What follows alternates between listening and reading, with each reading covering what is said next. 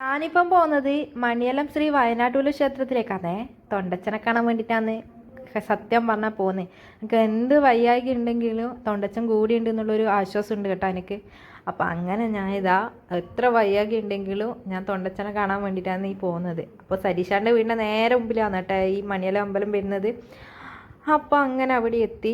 അങ്ങനെ തൊണ്ടച്ചനാടി ഇരുന്നിട്ട് പൈസയൊക്കെ വാങ്ങുന്നുണ്ടായിരുന്നു. അപ്പോൾ ഞാൻ വിചാരിച്ച അനുഗ്രഹം വാങ്ങാമെന്ന് വിചാരിച്ച് പൈസയൊക്കെ കൊടുത്ത്. അപ്പോൾ എന്നോട് പറഞ്ഞു എന്തിനാ ഇത്ര സങ്കടം, ഞാൻ കൂടി ഇല്ലേന്ന്. അപ്പം എല്ലാം നമുക്ക് ഓപ്പണായിട്ട് പറയാൻ പറ്റുമോ? സങ്കടങ്ങൾ മൊത്തം ഇല്ലല്ലോ. അപ്പോൾ തൊണ്ടച്ചൻ പറഞ്ഞ പോലെ തന്നെ സങ്കടങ്ങൾ ഒരുപാടുണ്ട് കേട്ടോ. അങ്ങനെ അനുഗ്രഹം എല്ലാം മേടിച്ച് അങ്ങനെ ഇരിക്കുമ്പോഴാണ് തൊണ്ടച്ചൻ തെണ്ടക്കങ്ങ് ഇറങ്ങിയത്.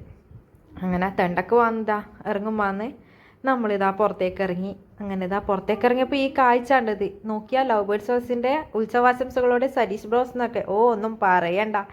അപ്പോൾ ഇതാണ് കേട്ടോ നമ്മളെ ചന്തമ്പായി സരീഷാൻ്റെ മെയിൻ ചങ്ങായിയാണേ. അപ്പോൾ ബെസ്റ്റ് ഫ്രണ്ടാണ്.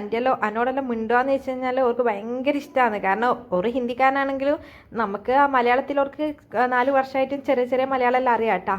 അങ്ങനെ നമ്മൾ പ്രസാദം കഴിക്കാൻ പോകുന്നതാണേ. അപ്പോൾ അവിടെ എത്തിയിട്ട് നോക്കുമ്പോൾ സച്ചേട്ടൻ പറഞ്ഞ് ചിരിക്കുന്നതെന്ന് വെച്ച് കഴിഞ്ഞാൽ നമ്മൾ പരിപാടി എവിടെ അവതരിപ്പിച്ചാലും ഇതാണല്ലോ അവസ്ഥ. കൈ കഴുകാൻ പോയപ്പോൾ പൈപ്പിൽ വെള്ളം തീർന്ന്, ക്യൂ നിന്നപ്പോഴാണെങ്കിൽ പ്ലേറ്റും കഴിഞ്ഞ്. അങ്ങനെ ലാസ്റ്റ് ഭക്ഷണമെല്ലാം കിട്ടി. അങ്ങനെ അവിടുന്ന് കുറച്ച് വീഡിയോസൊക്കെ എടുത്ത്. അപ്പോൾ ഓക്കെ.